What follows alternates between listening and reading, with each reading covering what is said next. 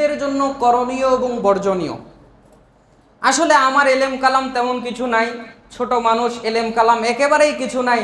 আপনাদেরকে এত সুন্দর একটা টপিকের উপরে কোরআন হাদিস থেকে জ্ঞান গর্ব আলোচনা শুনিয়ে যে আপনাদেরকে আমি তৃপ্ত করব, তেমন জ্ঞান আমার নাই। তারপরে উপস্থিত হয়েছি, আপনার সামনে দাঁড়িয়েছি। আল্লাহ যেন কোরআন এবং সুন্নাহ থেকে আপনার উপকারীমূলক কিছু কথা বলার আমাকে তৌফিক দান করে, আল্লাহুম্মা আমিন। আমি করণীয় এবং বর্জনীয় নিয়ে 40-এর অধিক, 50-এর কম পয়েন্ট নোট করেছি। সচরাচর আপনারা জানেন আমি নোট করে বক্তব্য দেই না, কিন্তু এতগুলো পয়েন্ট হয়তোবা লাইন বাই লাইন মনে থাকবে না, এতে আপনারও লস হবে, আমারও লস হবে। এজন্য নোট করে নিয়ে এসেছি। ইনশাল্লাহ আমি অল্প সময় এগুলো আপনাদেরকে সংক্ষিপ্ত করে বলার চেষ্টা করব। আল্লাহ যেন আমাদেরকে তৌফিক দান করে।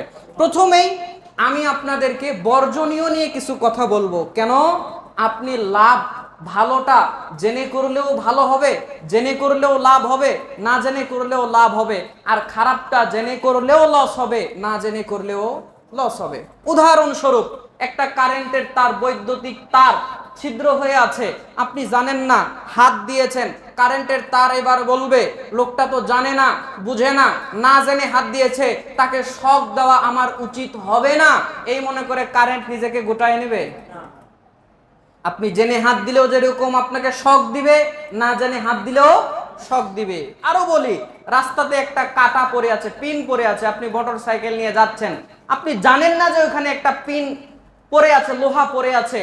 চাকা যখন লোহার উপরে পড়বে যখন যাবে, লোহা কি বলবে লোকটা তো জানে না, ওনার মোটর সাইকেল ভুল করে আমার উপরে দিয়ে দিচ্ছে, আমি তো লোহা বুঝি সুঝি, আমার তো উচিত, সে তো না বুঝে দিচ্ছে, আমি তো দেখতেছি তার চাকা আমার উপরে আসতেছে, আমি চাকার ভিতরে না ফুটি। লোহা কি তাই বলবে? আপনি জেনে নিয়ে গেলেও ঢুকবে, না নিয়ে জেনে নিয়ে গেলেও ঢুকবে।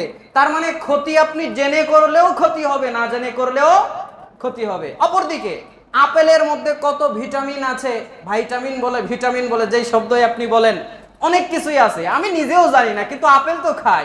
আপনিও জানেন না, কিন্তু আপেল তো খান। তো আপেলের মধ্যে যে ভিটামিন গুলো আছে, না জেনে খেলে মনে হয় আপনার শরীরে কাজ করবে না। কথা মনে হয় আমার বোঝেন নাই।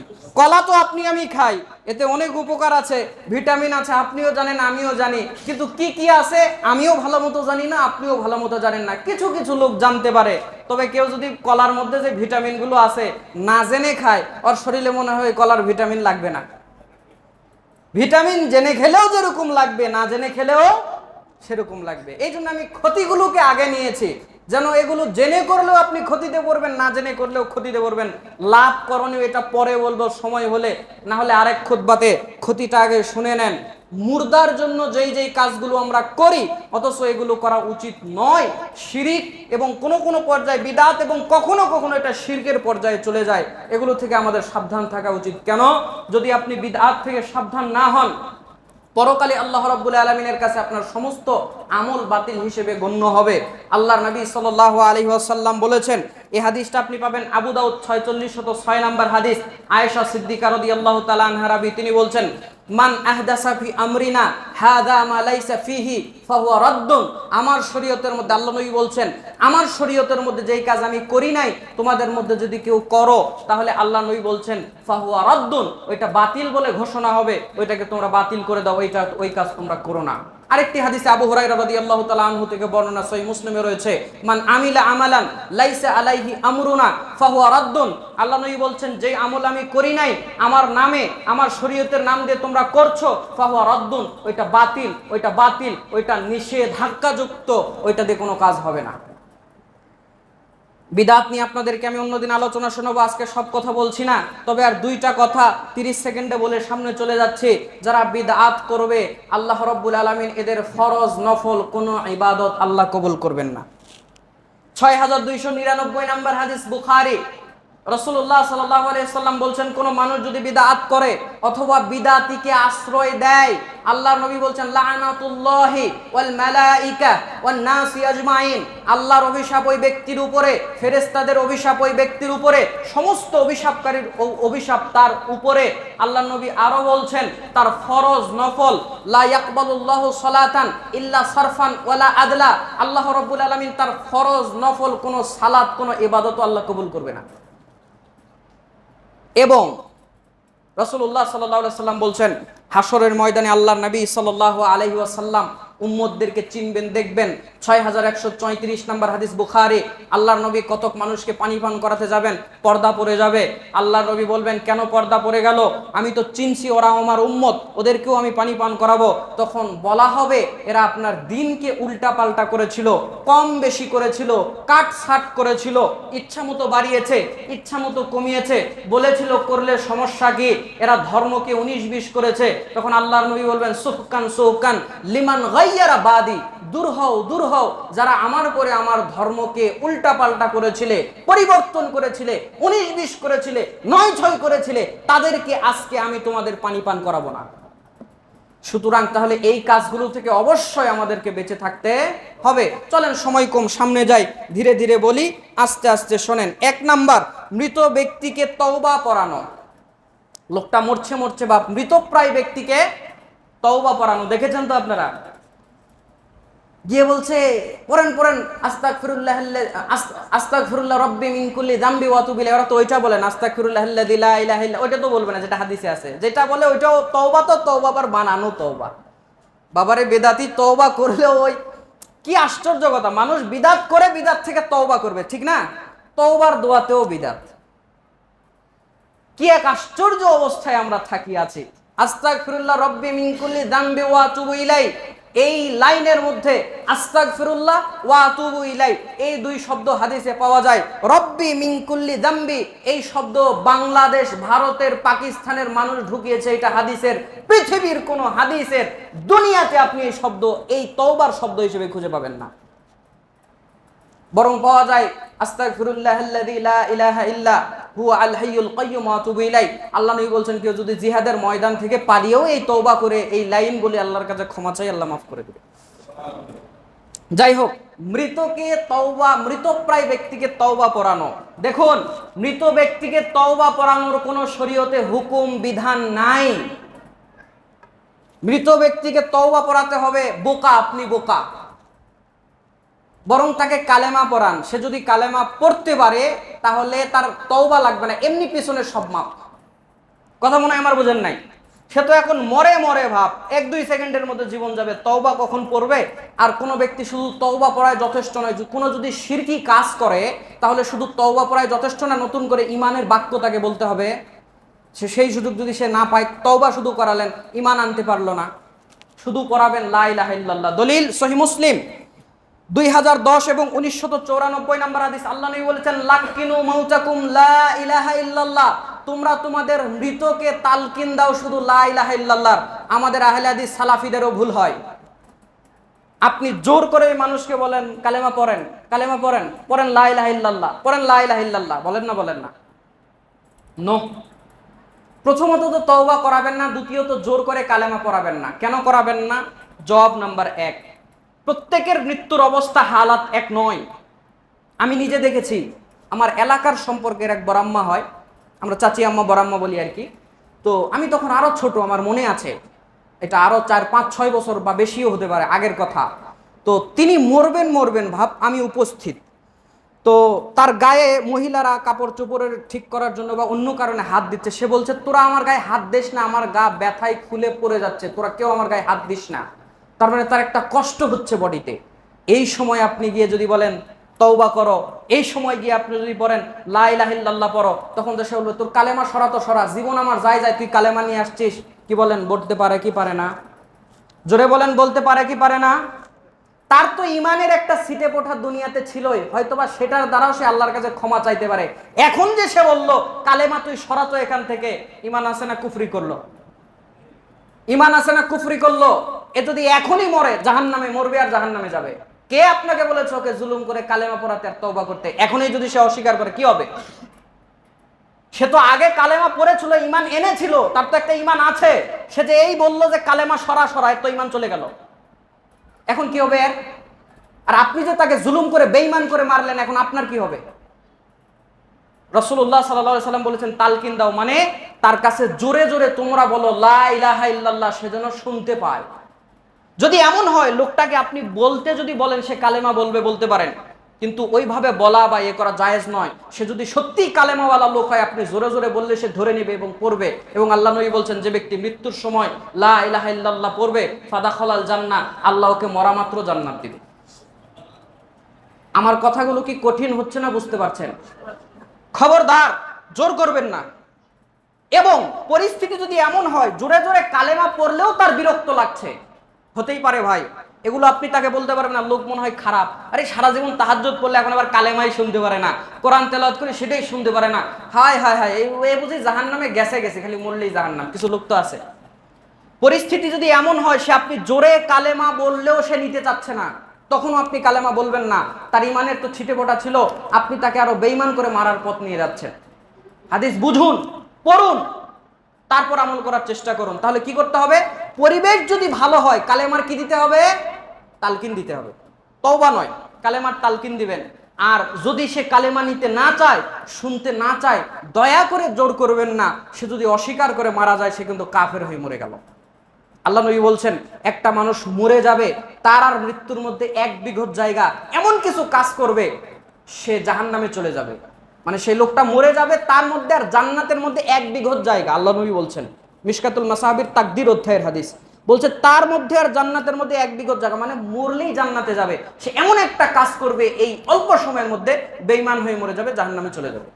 অপরদিকে একটা মানুষ মরবে আর জাহান্নামের মধ্যে 1 বিঘত জায়গা, মানে মরলেই জাহান্নামের শাস্তি তার জন্য শুরু হয়ে যাবে, কিন্তু লোকটাই অল্প সময়ের মধ্যে এমন কিছু ভালো কাজ করবে, সে জান্নাতে চলে যাবে। সুতরাং ক্লিয়ার হবেন, যদি কালেমা সে শুনতে চায়, নিতে চায়, তালকিন প্রথমে দিবেন। যদি পরিবেশ খারাপ হয় চুপ করে যাবেন। আর যদি সে তালকিনটা নেয়, শুনে বলতে পারে, তাহলে বলবেন। আর জোর করবেন না। কেন করবেন না? কারণটাও আমি বলে দিলাম। যাক, পরের পয়েন্টে যাই, সময় বেশি নাই। 2 নাম্বার, মৃত্যুর আগে পরে কিবলার দিকে মুখ করিয়ে দেওয়া আছে। এটা মৃত্যুর আগে হোক পরে হোক, কেবলার দিকে মুখ করাই দিতে হবে। সারা জীবন কেবলার দিকে হয়ে একবারও সেজদা দেয় নাই, আর হাড্ডি গুড্ডি সব বাঁকা করে কেবলার দিকে দিয়েও কোনো লাভ নেই। শুধু কেবলার দিকে কেন, কাবা শরীফের কাছে আধা হাত দূরে যদি ওর মাথাটা ঘুরিয়ে কাবা শরীফের দিকে করে দেন, আমল ভালো না, আকীদা ভালো না, সালাত আদায় করে নাই, সুদখোর, ঘুষখোর, খারাপ মানুষ, কেবলার দিকে মুখ করে দিয়ে কি হবে? কাবা শরীফের কাছে ওর মুখ লাগাই দিলেও লাভ নাই। আরো শুনবেন, কাবা ঘরের নিচে যদি ওরা দাফন করেন, তাও যদি খারাপ মানুষ হয়, কবরে আগুন জ্বলবে। প্রথমত, রাসূলুল্লাহ সাল্লাল্লাহু আলাইহি সাল্লাম কোন মৃত ব্যক্তিকে মুখটা কেবলার দিকে মুমূর্ষ অবস্থায় বা মরার পরে ঘুরিয়ে দিয়েছেন, এরকম কোনো রিওয়ায়াত পাওয়া যায় না। কবরে ভিন্ন কথা, কবরে ডান দিক করে রাখতে হবে। কবরে কি করে রাখতে হবে? ডান দিক করে, শুধু কাল্লাটাই ভাবে ঘুরায় দেয়, চিৎ করে রেখে, দেখেছেন তো? দুনিয়ার কোন হাদিস গ্রন্থে মুর্দাকে চিৎ করে শোয়ানো আপনি পাবেন না। আই ক্যান চ্যালেঞ্জ, আমি ছোট মানুষ, এলেম কালাম কিছু নাই, তাও চ্যালেঞ্জ করলাম, সারা জীবন খুঁজবেন, একটা হাদিসও পাবেন না। বরং পাবেন ডান কাত করে দিতে হবে। ডান একদম, এই যে আমার হাত দেখতে পাচ্ছেন, এটা তো কেবলা নাকি? এইভাবে রাখতে হবে মুর্দাকে। এইদিকে ডান তো, এইদিকে কেবলা তো নাকি? এই যে এইভাবে রাখতে হবে, তার চেহারা কেবলার দিকে থাকবে, বডি এরকম থাকবে। চিৎ করে শোয়ানোর কোনো হাদিস আপনি দুনিয়াতে খুঁজে পাবেন না। কে এগুলা তুলবে, কে এগুলা বলবে? এই জন্য কোন এক মনীষী বলেছিলেন যে পানিতে আগুন ধরানো সহজ, কিন্তু সমাজ থেকে কুসংস্কার আর বিদআত দূর করা এর চেয়ে কঠিন। পানিতে আগুন ধরিয়ে দেওয়া তো যায় না, গেলেও যেতে পারে, কিন্তু এর চেয়ে বড় কঠিন হচ্ছে সমাজ থেকে একটা কুসংস্কার আর বিদআত সরানো। তো বলবেন, হুজুর চিৎ করে শোয়াইলে সমস্যা কি? হাদিসে নাই, বরং হাদিসের বিপরীত করছেন। যাই হোক, তাহলে মানুষ মরার আগে পরে কেবলার দিকে মুখ ঘুরিয়ে দেওয়ার বা তাড়াতাড়ি কেবলার দিকে করে দাও, এর কোনো তাড়াহুড়ার কোনো প্রয়োজন নাই। কবরে ডান দিক করে কেবলার দিক করে মুখ করে রাখতে হবে। শুধু কেবলার দিকে মুখ নয়, পুরা বডি কেবলামুখী হয়।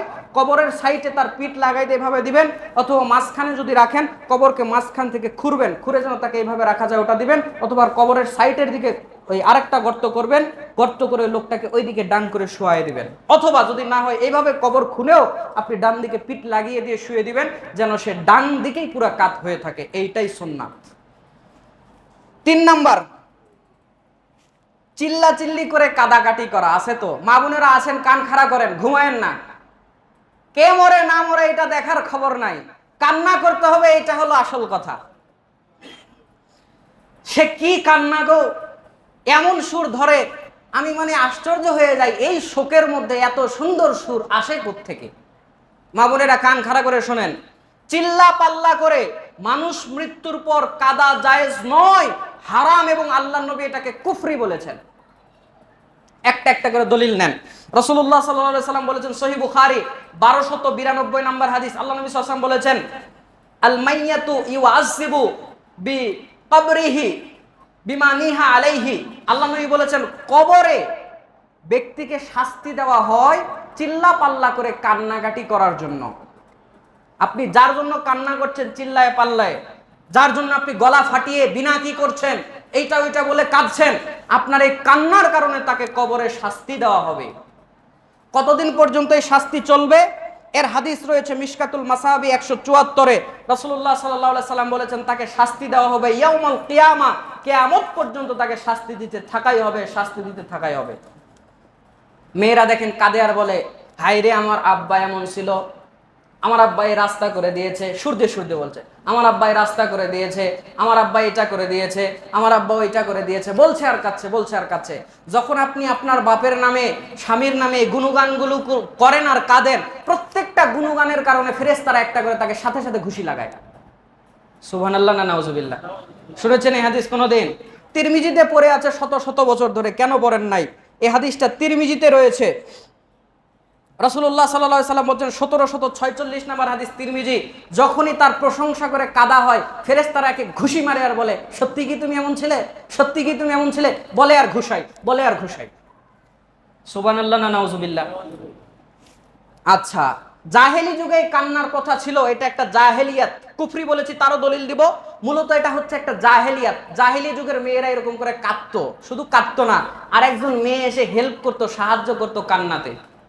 হাদিস নাসায়ে পড়ে আছে, আপনি না পড়লে দেখলে আমার কি দোষ। হাদিস নাসাই 1852।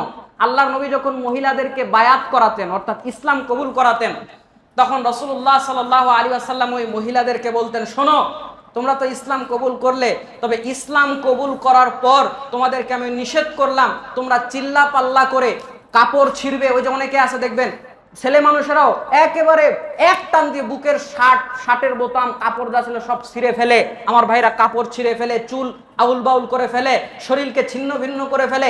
এই কান্না নারী করুক আর পুরুষ করুক হারাম। ওই জাহিলি যুগের মহিলারা এইভাবে কাঁদতো।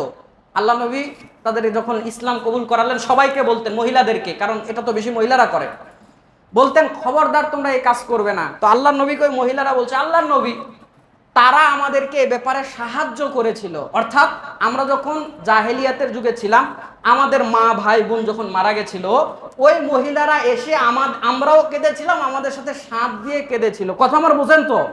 তারা আমাকে কাদার ব্যাপারে সাহায্য করেছিল।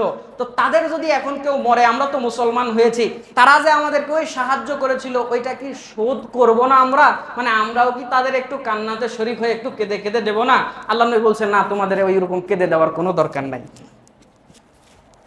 তার মানে কাদা কেঁদে দেওয়ার হেল্প করা হতো, হারাম, কাঁদবেন না। আল্লাহ নবী সাল্লাল্লাহু আলাইহি সাল্লাম বলেছেন, চোখ কাঁদতে পারে, অন্তর কাঁদতে পারে, চোখের কান্নার কারণে, অন্তরের কান্নার কারণে শাস্তি দেওয়া হবে না, বরং তোমাদের এরকম চিল্লা পাল্লা কান্দার কারণে, কান্নাকাটি করার কারণে তাকে শাস্তি দেওয়া হবে। তাহলে চিল্লা পাল্লা করে কান্না করা যাবে? যদি কান্না করে লাগাবেন থাপ্পড় গালের মধ্যে।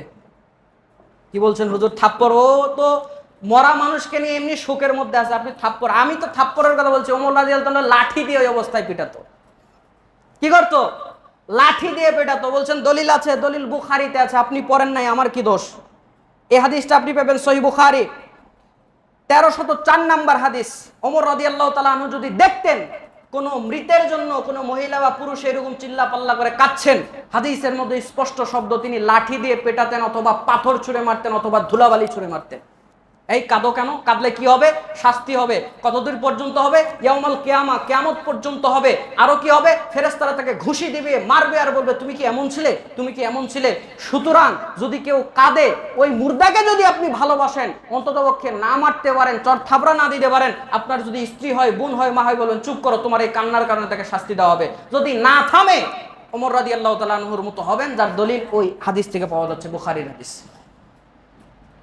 সুতরাং কান্নাকাটি, হ্যাঁ, ওই যে বললাম, হাদিস বললাম, চোখ কাঁদতে পারে, অন্তর কাঁদতে পারে, হাউমাউ চিল্লা পাল্লা করে কাদা জায়েজ নয়। এবং শাস্তির কথাও সংক্ষেপে বলে দিলাম, সময় থাকলে আরো বিস্তার করে বলতাম, সময় নেই। 4 নাম্বার, মাইকিং করা, আছে না নাই? মাইকিং করে, সিএনজিতে করে চলে চলে পুরো এলাকা মাইকিং করে, মসজিদ থেকে বার 3-4 মরেই নাই, এখনো ঠিকঠাক ওর জীবন যায়ই নাই, মসজিদে একজন মাইক নিয়ে রেডি। জোরে বলুন ঠিক কিনা? কোন জান্নাতে এই মানুষগুলো যাবে? কে এদের জন্য জান্নাত বানিয়ে রেখেছে আমি জানি না। যিনি জান্নাত বানিয়ে রেখেছেন তিনি বলেছেন, আতিউল্লাহ ওয়া আতিউর রাসূল, তোমরা আল্লাহকে অনুসরণ করো, রাসূলকে অনুসরণ করো, তারপর তোমরা জান্নাতে যেতে পারবে। মান আতানি ফাকাদ আতা আল্লাহ ওয়া মান আসানি ফাকাদ আসাল্লাহ। মিশকাত ইবনু মাজাহ প্রথম খণ্ডের 1, 2, 3, 4 থেকে 8 পর্যন্ত হাদিস পড়বেন, প্রায় একই কথা আল্লাহ নবী বলেছেন, যে ব্যক্তি আল্লাহর নবীকে মানলো সে আল্লাহকেই মানলো, যে ব্যক্তি আল্লাহর নবীকে অমান্য করলো সে আল্লাহকে অমান্য করলো। এই বিদআতগুলো করে, নবীকে অমান্য করে আল্লাহকে অমান্য করার শামিল হয়। আপনি কার জান্নাতে যাবেন? যার জান্নাতে যেতে চাচ্ছেন তার হুকুম আদেশই আপনি মানেন না। বলবেন হুজুর মাইকিং করা যাবে না, দলিল স্পষ্ট নস রয়েছে, সাহাবীর আমল রয়েছে, একই হাদিসে 2টা রয়েছে। জোরে বলেন না সুবহানাল্লাহ। লেন আপনি নিয়ে যান 986 নম্বর হাদিস, তিরমিজি, ইবনু মাজাহ 1476 নম্বর হাদিস। আল্লাহর নবী সাল্লাল্লাহু আলাইহি ওয়াসাল্লামের সাহাবী হুযায়ফা রাদিয়াল্লাহু তাআলা আনহু একদিন তিনি সাহাবীদেরকে লক্ষ্য করে বলছেন, সাহাবীরা শোনো, আমার মৃত্যুর পর আমার খবর, মৃত্যুর খবর তোমরা প্রচার করবে না। সাহাবী হুযায়ফা রাদিয়াল্লাহু তাআলা আনহু অন্য সাহাবীদেরকে লক্ষ্য করে বলছেন, হাদিস তিরমিজি, আল্লাহর নবী সাল্লাল্লাহু আলাইহি ওয়াসাল্লামের সাহাবী হুযায়ফা বলছে, শোনো সাহাবীরা, আমি যখন মরে যাব আমার মৃত্যুর খবর তোমরা প্রচার করবে না। আমি যখন মরে যাব আমার মৃত্যুর খবর তোমরা প্রচার করবে না। কেন? আল্লাহর নবী সাল্লাল্লাহু আলাইহি ওয়াসাল্লাম স্বয়ং আমাকে মৃত্যুর খবর প্রচার করতে নিষেধ করেছেন। এর চেয়ে সহজ, এর চেয়ে স্পষ্ট বাক্য আমি আর আপনাকে কি দেব? এই যে সিএনজিতে করে মানুষ প্রচার করে বেড়াচ্ছে, মিনিট আগে করে প্রচার করে বেড়াচ্ছে মাইক লাগিয়ে, এই হাদিসটা কি এই কাজগুলোকে হারাম প্রমাণ করার জন্য যথেষ্ট নয়? কি বলেন, যথেষ্ট নয়? এই একটা কওল কি আর এই সাহাবীর আমল কি এই সমস্ত যারা মাইকিং করে করে মৃতের খবর প্রচার করে বেড়ায় তাদের জন্য জবাব নয়? যথেষ্ট। হাদিসের সনদ টনটনা সহিহ, কিয়ামত পর্যন্ত এটাকে সনদ আপনি জাল প্রমাণ করতে, দুর্বল প্রমাণ করতে পারবেন না। কথা এখানে বাড়ালাম না। মাইকিং করা হারাম, মাইকিং করা যাবে না। 5 নাম্বার, মৃত্যুর পরে কোরআন পড়া, আগে পরে কোরআন পড়া। সূরা ইয়াসিন পড়লে মৃত্যুর আযাব শাস্তি কম হয়। 3121 নাম্বার আবু দাউদে একটি হাদিস রয়েছে, যে হাদিসের সনদ দাঈফে জিদ্দান, অনেক বেশি পরিমাণে দুর্বল। এরকম দুর্বল হাদিসের উপরে আমল করা জায়েজ নয়। মৃত মানুষের সামনে সূরা ইয়াসিন পড়ে, কাছে গিয়ে সূরা ইয়াসিন পড়ে যে মৃত্যুর তার কষ্ট কম হবে, ভুল ধারণা, জীবনেও কম হবে না, যা হওয়ার তা হবে। হাদিসের সনদ ঠিক নাই। প্রথমত, হ্যাঁ, একটা মানুষ যদি মরার সময় কোরআন শুনতে চায় যে আমার কাছে কোরআন পড়ো, এক একজনের মৃত্যুর সিস্টেম এক এক রকম আছে। সে যদি বলে ভাই আমার একটু কোরআন শুনতে ইচ্ছা হচ্ছে, আমাকে একটু কোরআন পড়ে শোনাও তো, তখন অবশ্যই কোরআন এনে আপনি বের করে পড়াবেন। সে যদি বলে সূরা ইয়াসিন পড়ো তো সূরা ইয়াসিন পড়বেন। সে যদি বলে সূরা রহমান পড়ো তো সূরা রহমান পড়বেন। সে যেখান থেকে পড়তে বলবে, অথবা যদি শুধু পড়তে বলে আপনি পড়বেন, এটা জায়েজ আছে। কিন্তু এটা তার মৃত্যুর কাছে গিয়ে আপনি পড়বেন, তার মৃত্যুর আযাব কম হবে, শাস্তি কম হবে, এগুলো নেহায়েতই ভুল ধারণা। এর পক্ষে কোনো সহিহ হাদিস নাই। সুতরাং এই আমলও করা যাবে না। তো মরার আগে কোনো কাজে দিল না, মরার পরে খাটনিতে রেখে আতর, সুরমা, এদিক সেদিকে 4 কোণাতে 4টা করে আগরবাতি লাগায় দিয়ে, উপরে সুন্দর করে কাপড় বিছাই দিয়ে সাইডে মহিলারা, পুরুষেরা, হাফেজরা কোরআন তেলাওয়াত করছে। এখন বলেন এই তেলাওয়াত করলে কি কোনো লাভ হবে? ও জীবিত থাকতে কোনো লাভ হইল না। বিদআত, মান আমিলা আমালান লাইসা আলাইহি আমরুনা ফাহুয়া রাদ্দুন, যেই আমল আমি করি নাই কেউ যদি করে ফাহুয়া রাদ, এটা বাতিল, এতে কোনো সন্দেহ নাই। আপনি কোরআন সারা জীবন পড়ে আপনার ওই মৃতের জন্য 1 পয়সার কোনো উপকার আপনি করতে পারবেন না। আপনি বলবেন হুজুর পড়া যাবে না, এর দলিল দেন। জোরে বলেন আছে না নাই? পড়া যাবে না, এর দলিল দেন। শোনেন, ইবাদত প্রমাণ করতে গেলে সুন্নাতের দলিল হয়, বিদাতের কোনো দলিল লাগে না। আমি যদি বলি যে ওই সাইটের বাড়িটা আমার, আরেকজন বলছে যে ওই সাইটের বাড়িটা আমার না, একজন বলছে, ধরেন আমাদের মামুন রশিদ ভাই বলছে এই বাড়িটা আমার না, আর আমি বলছি এই বাড়িটা আমার, তাহলে বাড়ির দলিল দিবে কে, উনি না আমি? কথা বোঝেন? একজন বলছে, মামুন রশিদ ভাই বলছে ওই বাড়িটা আমার না, আর আমি বলছি ওই বাড়িটা আমার, তাহলে বাড়ির দলিল কে দেখাবে, তিনি না আমি? আমি দেখাবো, কারণ বলেছি বাড়িটা আমার। উনি বলেছে যে ওনার বাড়ি না। তা আপনি যদি বলেন আপনার বাড়ি না, দলিল দেন, তাহলে আপনি বোকা। পাবনা মেন্টাল হাসপাতাল থেকে আপনি পালিয়ে এসেছেন, এ কথাই এলাকার লোকেরা বলবে। জোরে বলুন ঠিক কিনা? বলছে লোকটা তো বলছেই আমার বাড়ি না, তার আবার নার আবার কি দলিল হয়? ঠিক তেমন আমি যেই কাজটাকে বলছি যে এটা সুন্নাত নয়, বিদআত, তো বিদআতের কোনো দলিল হয় না দেখেই তো এটা বিদআত। আর আপনি যদি বলেন এটা জায়েজ আছে, তাহলে আপনি প্রমাণ পেশ করুন। কারণ ইবাদত প্রমাণ করতে গেলে আপনাকে সুন্নাতের দলিল দিতে হয়, বিদআতের কোনোদিন দলিল দিতে হয় না। আমি তো অস্বীকারই করলাম যে এটা আমল না, তো আপনি আমার কাছে আবার দলিল চান কোন আক্কেলে? আপনার যে আক্কেল থাকে আপনি আবার দলিল চান? আপনি বলছেন আমল, আপনি দলিল নিয়ে আসেন যে ওটা কোথায় আছে। কথা কি বোঝা যায়? নায়ের কোনো দলিল হয়, হ্যাঁ এর দলিল হয়, নায়ের দলিল হয় না। তবে দুনিয়াবি ক্ষেত্রে যখন আবার হালাল হারামের ব্যাপার আসে, যে কোনো কিছু ধরেন আমি বললাম যে মদ খাওয়া হারাম, এবার আমাকে দলিল দিতে হবে। মদ খাওয়া হারাম যে বলবে তাকে দলিল দিতে হবে। কেউ যদি বলে আম খাওয়া হারাম, এবার হারামের দলিল দিতে হবে। যদি আম খাওয়া হারাম দলিল দিতে না পারেন, তাহলে আম হালাল। কথা মনে হয় আমার বোঝেন নাই? এগুলি ইসলামিক মূলনীতি, এগুলো যদি আপনাদের একটু লেখাপড়া থাকে তাহলে সহজেই বুঝতে পারবেন। যদি আমি বলি আম খাওয়া হারাম, তখন আমাকে দলিল দিতে হবে। আমি যদি বলি আম খাওয়া হালাল, এইবার আর আমাকে দলিল দিতে হবে না, যে হারাম বলবে ওকে দলিল দিতে হবে। যদি হারামের দলিল দিতে না পারে তাহলে হালাল। কথা মনে আমার বোঝেন নাই? হালাল হারাম হিসাব করা আছে, যেগুলো কোরআন হাদিসে হারাম এসেছে শুধু অতটুকুই হারাম, এর বাইরে যা আছে সব হালাল। ভাত খাওয়া যাবে না যাবে না, কোরআন হাদিসে আপনি কোথাও পাবেন না। এখন কথা হলো, যেহেতু ভাত খাওয়া হারাম, এর কোনো দলিল নাই, তাহলে ভাত খাওয়া হালাল। কথা কি আমার বুঝতে পেরেছেন? আর ইবাদতের ক্ষেত্রে যদি আমি বলি সুন্নাত, তাহলে দলিল দিতে হবে, বিদআত বললে আর দলিল দিতে হবে না। আল্লাহ আমাদেরকে বোঝার তৌফিক দান করুক, বলেন আমিন। মৃতের পরে আচ্ছা 6 নম্বরে, মৃতকে গোসল করানোর সময় চুল, নখ, গোফ ইত্যাদি কেটে দেওয়া। মানুষ মরে যাওয়ার পর আর শরীয়ত আছে? সে জোহরের নামাজের ওয়াক্ত হওয়ার 10 মিনিট আগে মরে গেছে, ঠিক না? সে তো আর 10 মিনিটের মধ্যে কবরস্থ হবে না, হয়তো বা 1 ঘন্টা, আধা ঘন্টা, 2 ঘন্টা লাগতে পারে না, পারে না? কিন্তু তাকে কি আর জোহরের নামাজ পড়তে হয়? হয় না তো? হয় নাকি? হয় না। তার মানে তার উপর আর শরীয়ত নাই। তো জোহরের নামাজ পড়ার যদি শরীয়ত না থাকে, তার শরীরের নখ বড় আছে, চুল বড় আছে, না কি বড় আছে, এইটা কাটতে হবে, এই শরীয়ত আবার তার উপরে কখন থাকলো? কথা মনে আমার বোঝেন নাই? সে মরে গেছে মানে শরীয়ত তার উপর থেকে রহিত, আর শরীয়তের কোনো কাজ তার উপরে বহাল নাই। চুল নখ কাটা শরীয়ত, গোফ কাটা শরীয়ত। আল্লাহ নবী বলেছেন 40 দিন এগুলো কাটতে হয়, এটা শরীয়ত, আমল, ইবাদত। যদি আপনি সুন্নাহ মনে করে করেন না, কি হবে? চুল, নখ, লজ্জাস্থান এর চুল, এগুলা 40 দিন পর পর কাটতে হবে, এটা সর্বোচ্চ আর কি। এর মধ্যেও কেউ কাটলে সেটা তার ব্যাপার, 7 দিন, 10 দিন, 15 দিন, 20 দিন তার ব্যাপার। তবে 40 দিনের বেশি রাখা জায়েজ নয়। তো এটা একটা শরীয়ত। সে মরে যাওয়ার পর যদি তার উপরে নামাজ না থাকে, অন্য ইবাদত না থাকে, এগুলা আছে, আপনাকে কে বললো? যদি বলেন নাই, তো নাই তো কাটেন কেন? বেশি বুঝতে গেলেই তো বিদআত হয়ে যাবে। আল্লাহ নবীর কাছে একজন লোক এসেছে, সময় তো অল্প, সব বলতে পারছি না, মিশকাতুল মাসাহাবিতে হাদিসটি রয়েছে। আল্লাহ নবীর কাছে 3 লোক এসেছে, তার স্ত্রীকে প্রশ্ন করলেন আল্লাহ নবীর ইবাদত আমল সম্পর্কে বলেন। সব শুনে বনে ওরা 3 জন এবার বলছে, আল্লাহ নবী তো, তার তো অল্প কিছু করলেও হয় বা না করলেও হয়, আল্লাহ তার সামনের পাপ ভুল মাফ করে দিয়েছে, পিছনের ত্রুটিও মাফ করে দিয়েছে, সামনের ত্রুটিও মাফ করে দিয়েছে, তিনি তো নিষ্পাপ, তার এতটুকু করলে হয়, আমাদের এতটুকু করলে হবে না, কি করতে হবে? একজন বলছে আমি বিয়েই করবো না, আর একজন বলছে আমি সারা রাত সালাত আদায় করবো, ঘুমাবো না রাত্রে, আর একজন বলছে আমি সারা জীবন সিয়াম রাখবো, একদিনও ভাঙবো না। আল্লাহ নবী কথা তার কানে পৌঁছে গেছে, তিনি এসে প্রশ্ন করলেন, এই 3 জনের তোমরা কি এই কথা বলেছো? বলে হ্যাঁ বলেছি। আল্লাহ নবী বলছে শোনো, আমি বিয়ে করেছি, আমি সিয়াম রাখি, সিয়াম সারি, আমি রাত্রে ঘুমাই, সালাত আদায় করি। মান রগিবা আন সুন্নতি ফালাইসা মিন্নি, যে আমার সুন্নত থেকে মুখ ফিরাবে সে আমার উম্মতি না।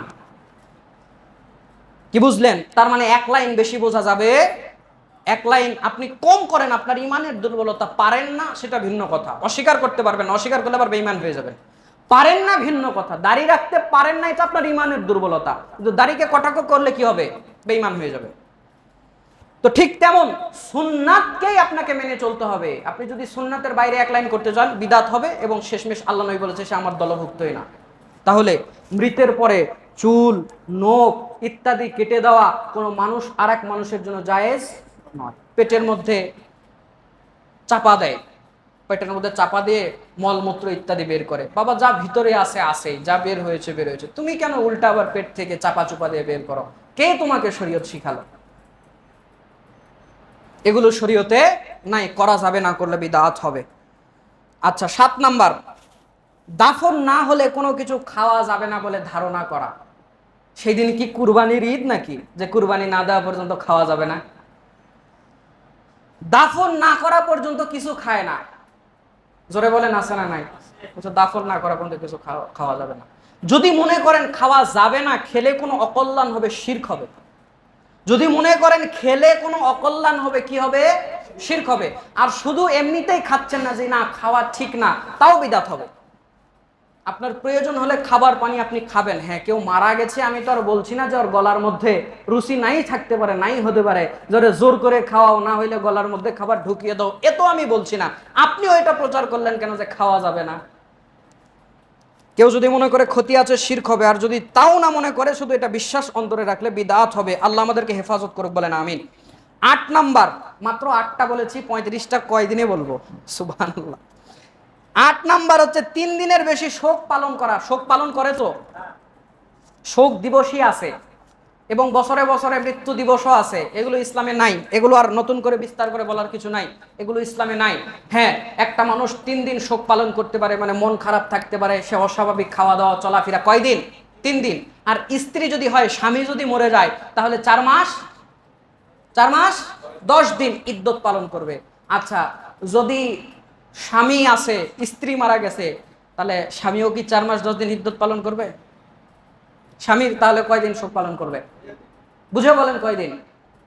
হ্যাঁ, বলছে কোন বলে কোন বিপদে পড়ি, চুপ থাকাই ভালো। 3 দিন। শুধু মহিলা যার স্ত্রী মারা গেছে, স্বামী মারা গেছে, সে 4 মাস 10 দিন। এছাড়া সবার জন্য কয়দিন? 3 দিন। আর যদি তালাক প্রাপ্ত হয়, তাহলে কয়দিন ইদ্যত হবে? 3 মাস 10 দিন। কথা বুঝতে পেরেছেন? যাই হোক, আল্লাহ আমাদেরকে বোঝার তৌফিক দান করুক। এটা হচ্ছে শোক পালন, এর বেশি শোক পালন করা জায়েজ নেই। আচ্ছা, 9 নাম্বার, মৃতের পক্ষ থেকে আলো দেওয়া। যে জায়গাতে গোসল করা হয়েছে, যে ঘরে থাকতো, এই জায়গাগুলোতে সন্ধ্যা না হতে আলো জ্বালিয়ে দেওয়া। জোরে বলেন আছে না নাই? রুহ 40 দিন যাতায়াত করে, এসে যাতায়াত করে কি করে? 40 দিন এসে যাতায়াত করে কি করে? কি দেখে যায় যে কে কতটুকু ভাগ করে নিল, এত কষ্ট করে ইনকাম করে রেখে গেলাম, কে বুঝি কি করলো, মারধর করেই ভাগ করে নিল না কি নিল, কবরে মন টিকে না, একটু দেখতে আসে আর কি, কি খবর এইদিকে, তাই নাকি? আরে বাবা, এই জগতের সঙ্গে সে কোটি কোটি আলোকবর্ষ দূরে চলে গেছে, জগতই ভিন্নতা, কেমন করে আসবে? আবার অনেক এলাকাতে আছে দই রাখে, দই দই বগুড়াতে কিছু জায়গা আছে দই রাখে, যে রূহ এসে দই খেয়ে নাকি চলে যাবে। লা হাওলা ওয়ালা কুওয়াতা ইল্লা বিল্লাহ। আসে না, রূহ আসে না। 40 দিন আলো জ্বালায় রাখতে হবে, ওই ঘরে 40 দিন ঢোকা যাবে না। যে জায়গাতে গোসল করে রেখেছে ওই জায়গাতে কাটা গোছ দিয়ে রাখেছে, এই জায়গাতে কেউ যেন হাঁটা চলা না করে। কেউ যদি এগুলো বিশ্বাস করে, সবই শিরক, একটাও বিশ্বাস করা যাবে না। আসলে এগুলো কিছুই ঘটে না। কথা বুঝতে পেরেছেন? পয়েন্ট সংক্ষেপ করে দিলাম। 10 নাম্বার, কাফনের কাপড় হিসেবে দোয়া আয়াত লেখা কাপড় দেওয়া। জোরে বলেন আছে না নাই? আয়াতুল কুরসি লেখা চাদর উপরে দিছে, সূরা বাকারার শেষ 3 আয়াত লেখা চাদর উপরে দিয়েছে। হাজী সাহেব ওইটা নাকি সৌদি আরব থেকে নিয়ে এসেছে। যদি বলেন হাজী সাহেব এটা দেওয়ার তো দরকার নাই, বলছে এটা সৌদি আরব থেকে এনেছি। জায়েজ যদি না হয়, সৌদি আরবে বিক্রি করে। সৌদি আরব তো আমিও ঘুরে এসেছি, ওটা কই বিক্রি হয় আমি দেখে আসলাম না। এই মিশর, এই কি বলে আপনার, ওই হাফসি কিছু কালো এই টাইপের মেয়ে আছে, জায়নামাজ ইত্যাদি ইত্যাদি টোপলা করে নিয়ে আসে, যারা হজ উমরাতে গেছেন, ঠিক আছে না? যখন নামাজ পড়ে বের হয়, সব ওই টোপলা খুলে বিক্রি করা শুরু করে দেয়। জায়নামাজ ইত্যাদি ইত্যাদি, রংচং তসবি এই সেই অনেক কিছু বিক্রি করা শুরু করে দেয়। পুলিশ দেখলেই দৌড়, গোটায় গাটায় নিয়ে দৌড়।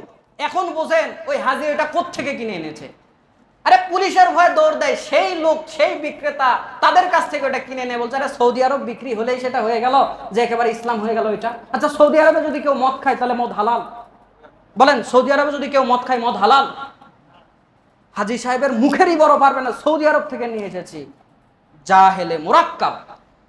শোনেন এবার, এই যে মৃতের উপরে চাদরটা দিল, এ মাথা ও মাথা আরবি লেখা আছে, সূরা লেখা আছে, আয়াতুল কুরসি লেখা আছে। পায়ের দিকেও ওই চাদরতে আয়াতুল কুরসি লেখা আছে না নাই? আপনি জীবিত মানুষ হলে ওই চাদর গায়ের উপরে, পায়ের উপরে আপনি দিয়ে লাগাতেন? বলতেন বাপরে বাপ, কোরআনের আয়াত লেখা আছে, পা পর্যন্ত চলে যাচ্ছে, তো মরার পর সে কি এমন ফেরেশতা হয়ে গেল যে তার পায়ে কোরআনের আয়াত লাগানো যায় না? আউযুবিল্লাহ। কিভাবে এটা কোরআনের সম্মান হতে পারে? এটা যদি একটা জীবিত মানুষের পায়ে লাগতো বা শরীরে লাগতো, এটা অপমান যেরকম হতো, মৃতের পায়ে লাগছে, এটা একটা কোরআন, কোরআনের কি সম্মান নাই? তা আপনি ওইটা দিলেন কেন? প্রথমত কথা, ফজিলত কি? আপনি আমাকে ফজিলত আগে বলতে হবে, দলিল পরে, ফজিলত কি আগে বলেন। বলবেন কোরআনের আয়াত। আরে আমি কি বলছি, কোরআনের আয়াত কেন? ও যদি খারাপ হয়, বেঈমান হয়, মুশরিক হয়, তো বললাম কাবা ঘরের নিচে ওর বুকের উপরে কোরআন দিয়েও যদি কবর দেন তাও লাভ নেই। তাহলে কি করবেন? উপরে প্লেন কাপড় দিয়ে ঢাকবেন। মূলত এগুলো ইহুদি খ্রিস্টানরা করে। জায়নামাজের মধ্যে কাবা ঘরের ছবি আছে না নাই? ইমাম সাহেব যখন ঘুরে বসে, কাবা তো ওই জায়গাতে থাকে সামনে নাকি, ইমাম সাহেব যখন ঘুরে বসে কার উপরে বসছে? কাবা ঘরের ছবির উপরে বসছে। তো ইহুদি খ্রিস্টানরা বলছে তোদের কাবা তোদেরকে দিয়ে অপমান করাবো, নেই তোদের কাবা তোদেরকে দিয়ে অপমান করাবো, বস কাবার উপরে। এখন এটা কি সম্মান হলো না অপমান হলো? অপমান। বুঝেন না, আবেগ দিয়ে ধর্ম চলে না, বিবেক দিয়ে চলতে হবে। দলিল প্রমাণ এবং বুদ্ধি বিবেক দিয়ে আপনি আপনার ধর্মকে, প্রথমত দলিল, তারপর বুঝ, আবেগ দিয়ে চলবে না। তাহলে মৃতের উপরে এই দোয়া কালমা ইত্যাদি দেওয়া, কাপড় দেওয়া জায়েজ আছে না? এগুলো হারাম। কেন হারাম? মূলত এগুলো দেওয়াতে কোনো ফায়দা নাই। দ্বিতীয়ত এগুলো কোরআনের আয়াতের অপমান, ওর পায়ে লাগে, সবকিছু, এগুলো জায়েজ নেই। কি দিবেন? প্লেন কাপড় দিবেন, সাদা কাপড় দিবেন, বা যে কোনো প্লেন কাপড়, বা যে কোনো কাপড়, আয়াত খচিত এই চাদরগুলো দিবেন না। আচ্ছা, কষ্ট হচ্ছে আপনাদের? যাই হোক, সময়ের আগে তো আমি শেষ করতে পারবো না, করবোও না। আপনি যাবেন আর বলবেন এর মাল মেডিসিন সব শেষ। যত মাল মেডিসিন নিয়ে এসেছি 3 ঘন্টা বললেও শেষ হবে না ইনশাআল্লাহ। 11 নাম্বার, জানাজার শেষে উচ্চ স্বরে কবর, মৃতকে নিয়ে যাওয়ার সময় উচ্চ স্বরে জিকির করা, তাকবীর করা, আছে না নাই? বলছে আশহাদু আল্লা ইলাহা ইল্লাল্লাহ ওয়া আশহাদু আন্না মুহাম্মাদুর রাসূলুল্লাহ, লা ইলাহা ইল্লাল্লাহ ইত্যাদি ইত্যাদি বলে আর কবরকে নিয়ে যায়। যদি সুন্নত বলেন, ইবাদত বলেন, দলিল দিতে হবে। মরা মানুষকে কালেমা শোনাচ্ছেন না কারে শোনাচ্ছেন? কিছু বুঝলাম না তো, কাকে শোনাচ্ছেন? ইবাদত বললে তো দলিল দিতে হবে, করা যাবে না, এরও কোনো দলিল নাই। মুর্দাকে নিয়ে যাবেন জাস্ট। 12 নাম্বার, আচ্ছা, লোকজনের কাছে বলা লোকটা কেমন ছিল জানাজাতে যখন দাঁড়ায়, এই ঘাস খাওয়া হুজুর, পাতা খাওয়া হুজুর, সবাইকে বলে লোকটা কেমন ছিল? সবাই বলছে আলহামদুলিল্লাহ ভালো ছিল। হুজুর এতে ফায়দা কি হলো? হুজুরের শব্দ বন্ধ, আর কিছু কয় না। হুজুর এতটুকু বলতে পারে, আমার হুজুর, আমার আমার ওই যে হচ্ছে ওস্তাদদেরকে, আলেম ওলামাদেরকে দেখেছি করতে, এই জন্য করছি বলছি। হুজুর দলিল পর্যন্ত আর যেতে পারবে না। এই প্রথাটা আসলো কোথা থেকে? একটা হাদিস রয়েছে আবু দাউদ 1300 কি বলে আপনার 3170 নম্বর হাদিস। আল্লাহ নবী বলেছেন, কোনো ব্যক্তির ব্যাপারে যদি এমন 40 জন লোক জানাজায় অংশগ্রহণ করে যারা শিরিক করে নাই, ইমানদার ভালো মানুষ, এরা যদি জানাজায় অংশগ্রহণ করে, জানাজাতে তো দোয়া বলে যে আল্লাহ তাকে মাফ করে দাও, সুপারিশ হয় না? আল্লাহ মাগফিরলি হাইয়িনা ওয়া মাইয়িতানা, এই যে বললো আল্লাহ তাকে মাফ করে দাও।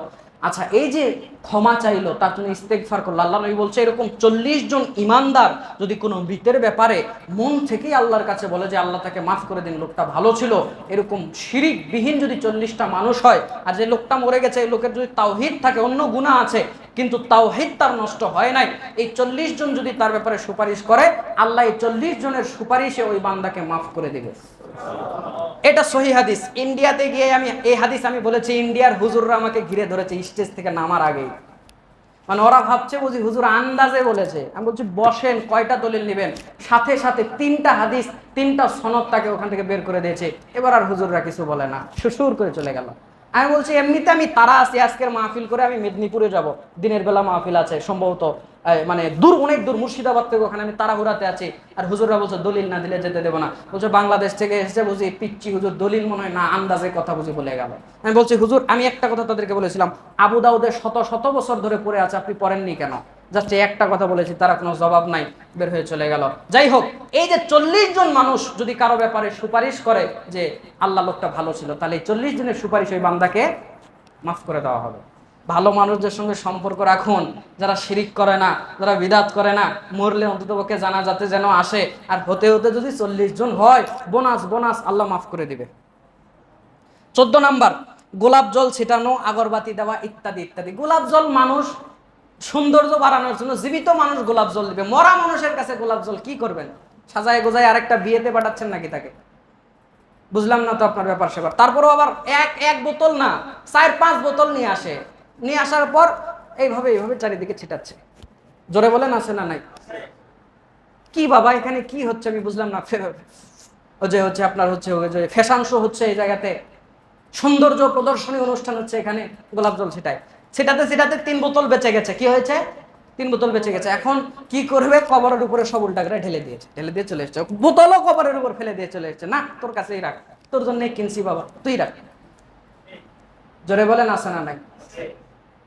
কি দিয়ে এই বাংলাদেশের ধর্ম চলে আল্লাহই ভালো জানে।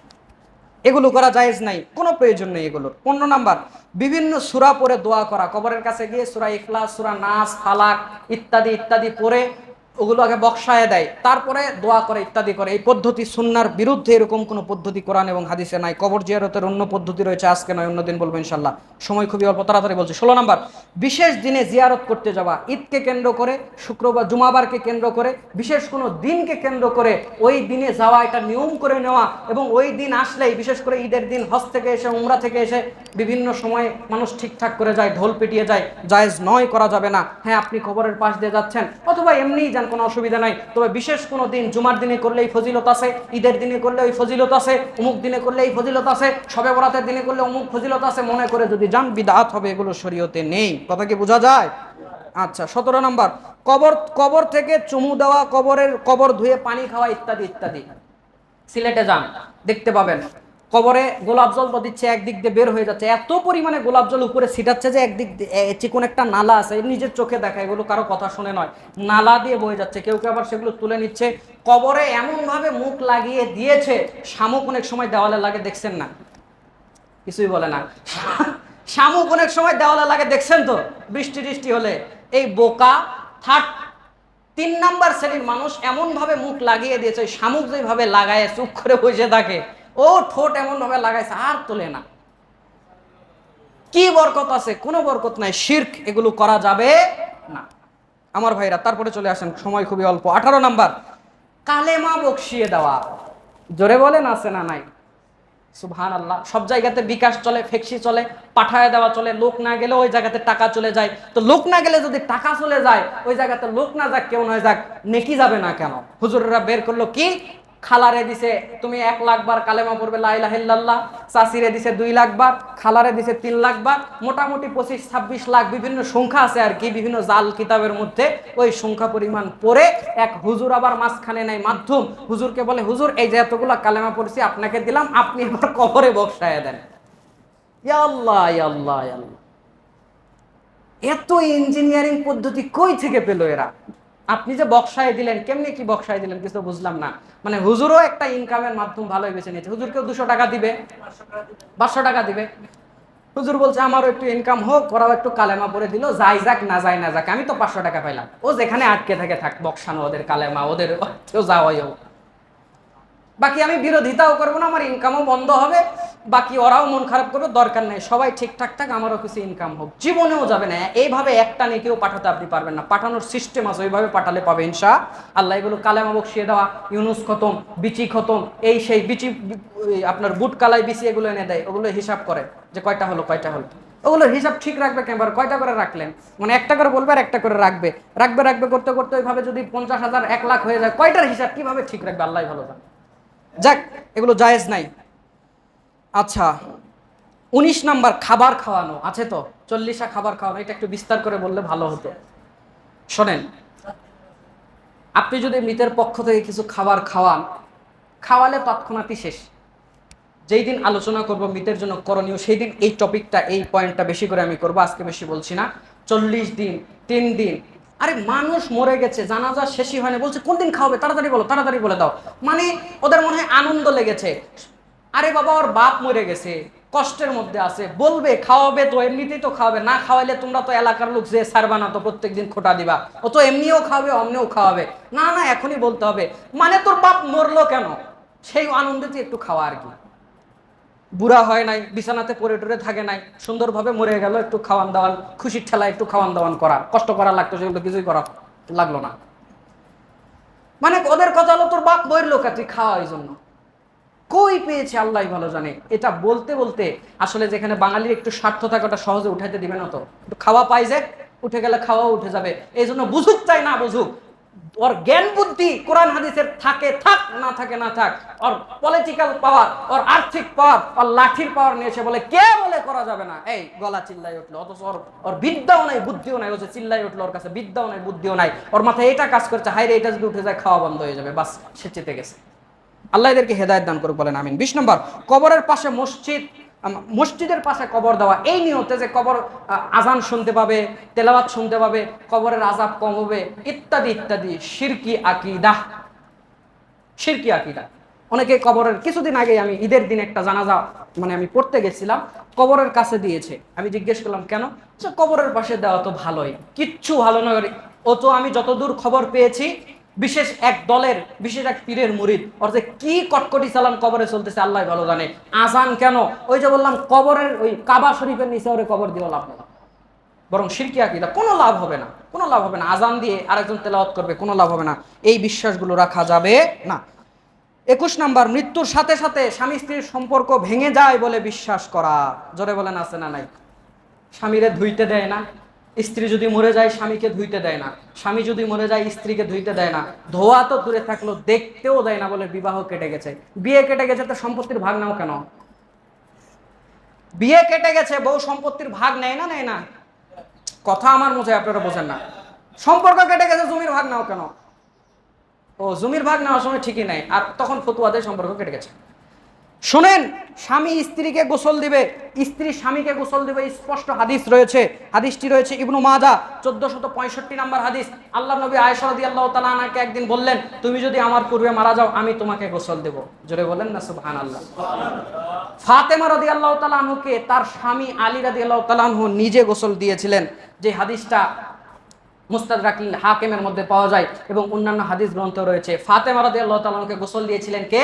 তার স্বামী আলী রাদিয়াল্লাহু তাআলা আনহু। আর আল্লাহ নবী বললেন, আয়েশা তুমি যদি আমার পূর্বে মারা যাও তোমাকে আমি গোসল দিব।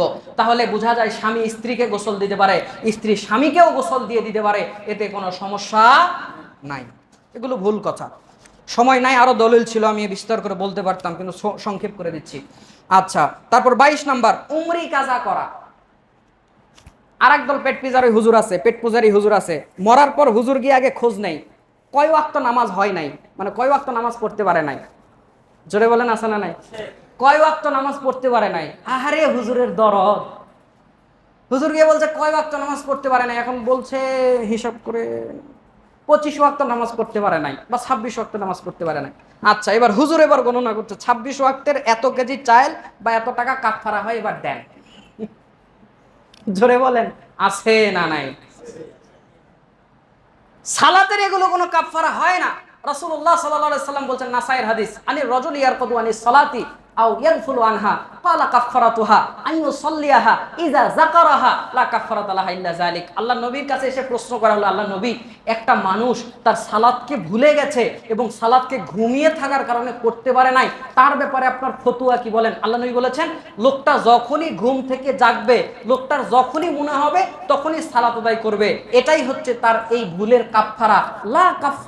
লা কাফারাতা লাহা ইল্লা যালিক, এছাড়া আর কোনো কাফারা নাই। এর চেয়ে স্পষ্ট নস আমি আপনাকে কি দিব বলেন?